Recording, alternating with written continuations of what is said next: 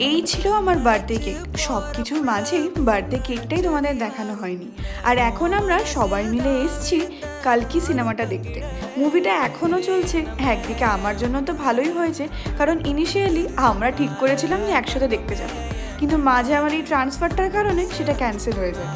এতদিন ধরে যখন চলছে আর আমি যখন এসছি, সবাই মিলে একবার দেখে নেওয়াই যাক। আর আমরা চারজন যখন একসঙ্গে থাকি, এত হাসাহাসি হয়, এত মজা হয়। আর এখানে দেখো, এরা মুভি দেখবে কি তার আগে থেকেই পপকর্ন খেতে শুরু করে দিয়েছে। এটা আবার ফ্রি রিফিলিং ছিল। তাড়াহুড়োর মাঝে আমরা রাতে কিন্তু ডিনার না করেই গেছি, আর ওই জন্য আমরা পুরো পাগলের মতন খেয়েছি। মুভি এবার শেষ হতে চলেছে আর আমরা যাচ্ছি বাড়ির দিকে। আমরা যে আর একবার পপকর্ন রিফিলিং করলাম, সেইটা এখনো রয়ে গেছে, সেইটা আর খেয়ে উঠতে পারিনি। আর অয়নের দিকে ঘাড়ে এত ব্যথা, বেচারা সেই নিয়েই এসছে। এটা আমার আর একটা বার্থডে গিফট।